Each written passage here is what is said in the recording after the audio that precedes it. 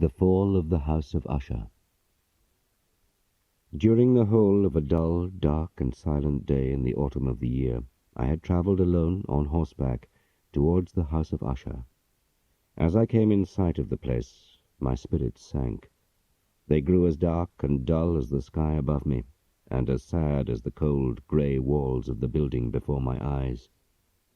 I did not know the reason for this feeling of extreme misery, unless it resulted from the general appearance of decay about the house and about the grounds which surrounded it. There were the great dark windows, like black eyes in an empty face. The white trunks of lifeless trees stood out on the banks of a lake, whose still waters acted as a mirror to the scene above. The scene mirrored in the lake seemed even more sorrowful than the reality. In the end, I gave up my attempts to solve the mystery of my anxiety. I left the lake and went on to the house. The owner of the property, Roderick Usher, had been one of the closest of my childhood friends, but some years had passed since our last meeting. He had recently sent me a very urgent invitation to visit him, had begged me, in fact, to stay with him for several weeks. He wrote that he was suffering from a severe illness, a mental disorder. My companionship, he thought, would cheer him and bring calm to his troubled thoughts. He was so sincere about all this, and much more, that I did not think twice. And here I was, at the house of Usher. Although, as boys, we had been the best of friends, I really knew little about Roderick Usher. I remembered that he had always been very quiet and liked to keep himself apart from other people. His ancient family had been noted, through the centuries, for their sensitivity and imagination, and these had shown themselves in many great works of art and music. I knew, too, the very unusual fact that there were no branches to the family of Usher. The name and possessions had simply passed without any interruption from father to son. The house of Usher meant, to the people of the area, not only the property, but also the family. As I came near the great grey building, a strange idea took shape in my mind. I sensed that the air which surrounded the house was different from the rest of God's air. I felt that it came from the decayed trees and the grey walls and the silent lake, that the air itself was grey. It hung about the place like a cloud. I had some difficulty in throwing off this foolish thought. The house, now that I could see it clearly, looked extremely old. The building was still complete.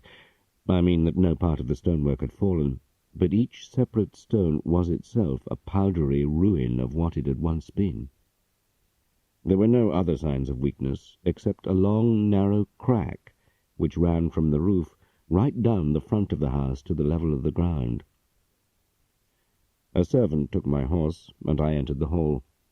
I was then led, in silence, through many dark and narrow passages, to the master's room.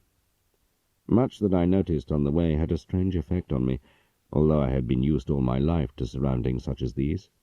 The expensive furniture, the heavy curtains, the weapons, and the rows of pictures on the walls. On one of the stairways I met the family doctor, who seemed both confused and frightened by my presence. The room of my host, which I reached at last, was very large, high and dark, with a great deal of fine old furniture in it. Books and musical instruments lay scattered around, but somehow failed to give any life to the scene. I felt that I breathed an air of sorrow. Usher greeted me warmly. We sat down, and for some moments I looked at him with a feeling of great pity. Surely no man had ever before changed so terribly, and in so short a time. He had always been pale, but never as pale as this. His eyes, always attractive, were now unnaturally large and bright. His thin lips had been reduced to a line on his face. The fine, soft hair now floated uncut, like that of an old man, around his face and neck.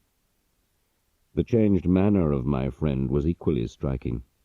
He was, all the time, in a state of high excitement or of great anxiety. As he passed quickly from one to the other of these conditions, his voice changed. The wild high note would drop suddenly to a steady, careful sound, like the speech of a man who has drunk too much. It was in this way that he spoke of my visit, of his great desire to see me, and of the comfort that he expected me to bring him. He began a long description of his disease. It was, he said, a family evil for which there seemed to be no cure. A simple nervous disorder, he added, which would doubtless soon pass. He suffered a great deal from a sharpness of the senses. He could eat only tasteless food and wear only a certain kind of clothing. He could not bear the smell of flowers. The faintest light brought pain to his eyes, and he had forbidden all sounds in the house, except those from certain musical instruments. "I am afraid of the future," he said, "not the events of the future, but their effect on me. I tremble at the thought of any, even the smallest, event which may increase my anxiety. I am not afraid of danger, except its most extreme effect, terror. In my weakened state, I feel that the time will sooner or later arrive when I must give up life and reason together in my personal struggle with fear." It was a great shock to me to learn that he had not left the house for many years. "The house," he said, "the actual walls and towers of the building, have gained an influence over me, a strange power that holds me to them, as if they were living creatures." I did not know what answer to make to my friend. He admitted that much of the unhappiness which he suffered had a simple and quite natural origin. It was the long and severe illness of a greatly loved sister, his close companion for many years, his last and only relative on earth. "She will die very soon," he said with a bitterness which I can never forget, "and her death will leave me the last of the ancient family of Usher." While he spoke, Lady Madeline, for that was her name, passed slowly through the room at the far end, and, without having noticed my presence, disappeared. I watched her with a surprise and deep fear that I could not account for. As soon as she had gone, I turned to my friend. He had covered his face with his hands to hide a flood of tears. The disease of Lady Madeline had defeated the skill of her doctors, and she no longer cared whether she lived or died. A gradual but continuous loss of flesh caused a weakness of the body, which was made worse by the frequent stopping of the action of her heart. With great sorrow my friend told me that there was little difference between these attacks and actual death. "She will now have to remain in bed," he said, "and I do not think that you will see her alive again." For several days following my arrival at the house, neither of us mentioned her name. During this time I made great efforts to comfort and cheer my friend. We painted and read together, or I listened, as if in a dream, to the music which he played. We grew closer and closer in friendship, and shared our most secret thoughts. But it was all useless. Darkness continued to pour from his mind onto everything around us, in one endless flood of misery. I shall always remember the many sad hours I spent like this, alone with the master of the house of Usher. But I cannot properly explain our studies and activities in words. He was a man of high beliefs, which had become confused during his long illness. He could now express these beliefs and feelings only in colours and sound, in the wildest kind of painting, and in difficult music that he wrote himself. The results were not clear even to himself. It may be imagined how hard it was for me to understand them. I thought that in one of his pictures the idea was a little clearer, although I myself could not understand it. I have remembered that picture because it caused me to tremble as I looked at it. It showed a very long passage, with low walls, smooth and white. The background suggested that the passage was very far below the surface of the earth. but there was no way out of it that I could see. No lamps were shown, nor any other artificial light, but the whole scene was bathed in a flood of bright light.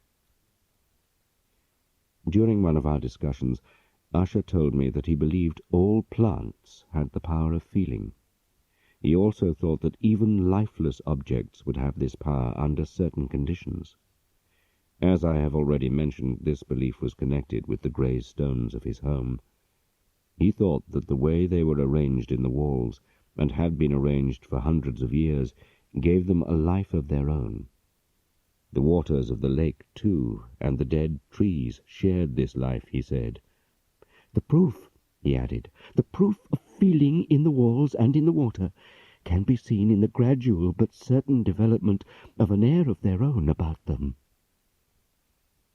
I remembered my thoughts as I had come near the house, and I caught my breath.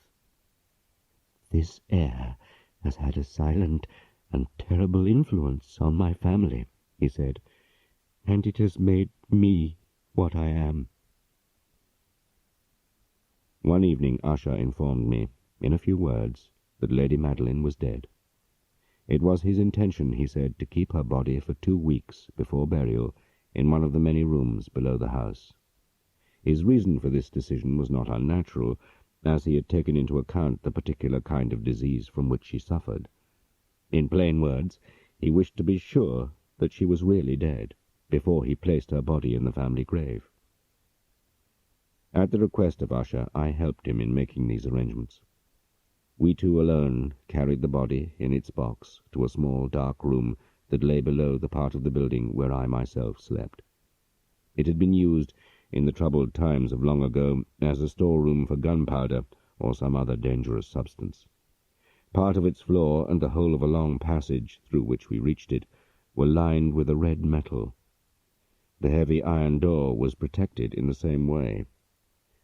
Having placed the box containing the body on a low table, we partly raised its lid and looked at the face inside. I immediately saw that brother and sister were exactly alike. Usher, guessing my thoughts, said that they had been twins, and that deep sympathies had always existed between them. There was a slight colour about her face and neck, and a faint smile, so terrible in death, on her lips. We did not look at her for long, but put back and nailed the lid, closed the iron door, and made our way back to the upper part of the house. It was after 3 or 4 days of bitter grief that I noticed a change in the manner of my friend. His ordinary activities, his music, books, and painting, were forgotten. He wandered from room to room, doing nothing, interested in nothing. He grew paler than ever, and the brightness left his eye. There were times when I thought that he had a secret to tell me, and that he lacked the courage to tell it. At other times he sat for hours, listening with great attention to some imaginary sound, as if expecting something unusual to happen. Is it any wonder that his condition filled me with fear, that I felt the wild influences of his own strange but impressive beliefs spreading to me?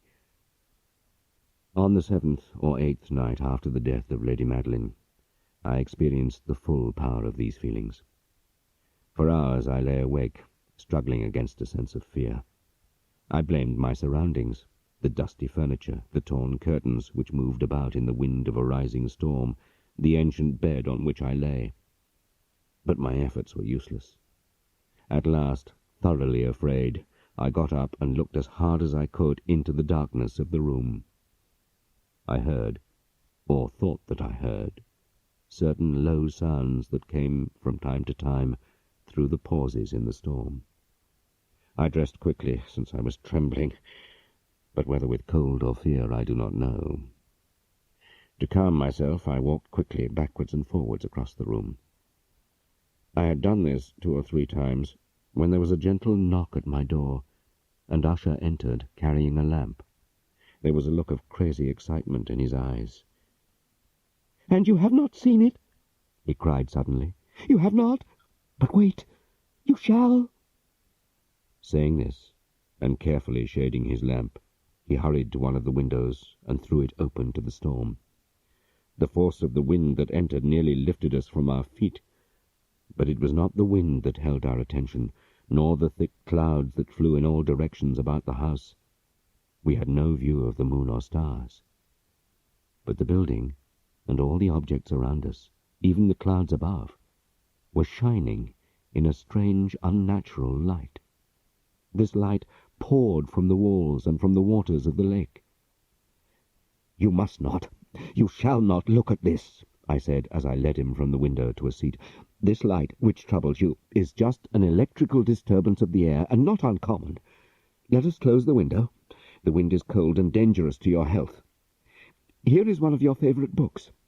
I will read, and you shall listen, and so we shall pass this terrible night together." I began to read, and Usher listened, or appeared to listen, with great attention. It was a well-known story by Sir Launcelot Canning. After I had been reading for 8 or 10 minutes, I reached the part where the chief character forces his way into the home of his enemy. At this point the story goes on as follows.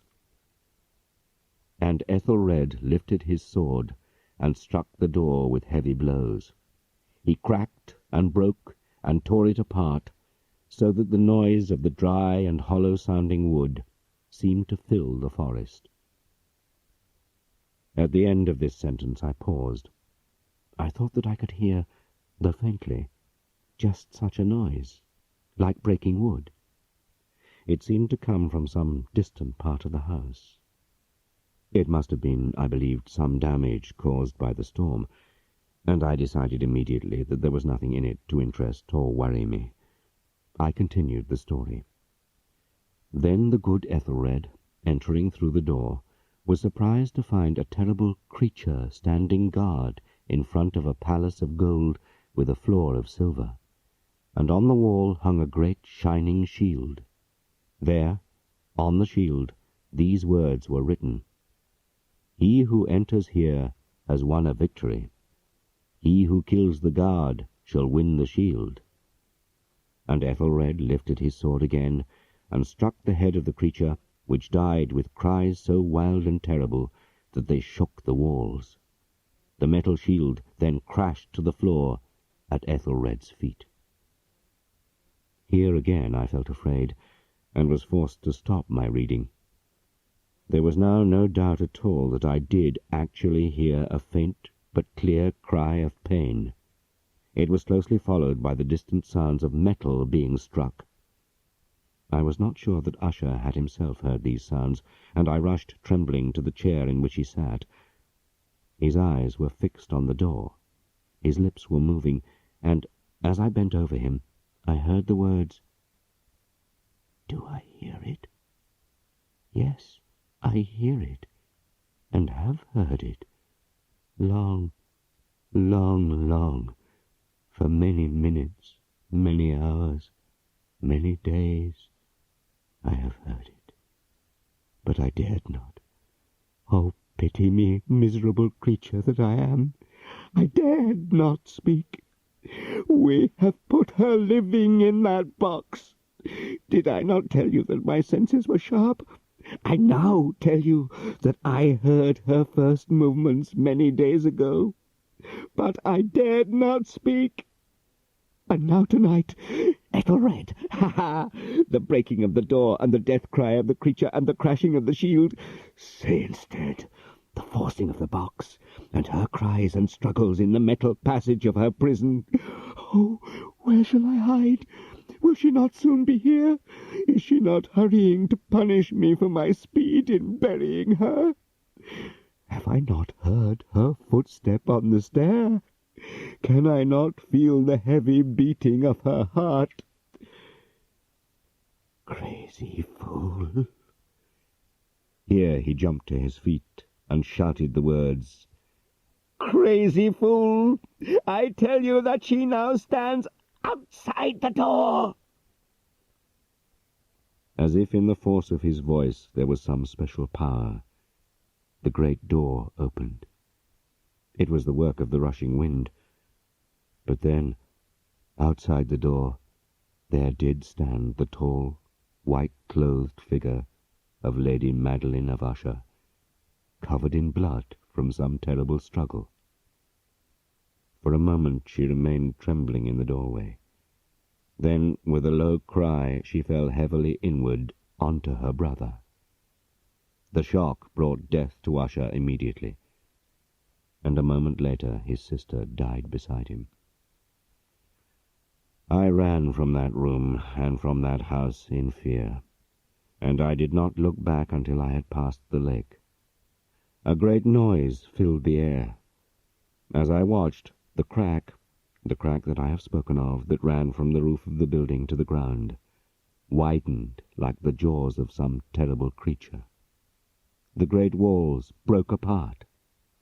There was a sound like the voice of 1,000 waters, and then the deep, dark lake closed over the ruins of the house of Usher, the house of Usher, the house of Usher.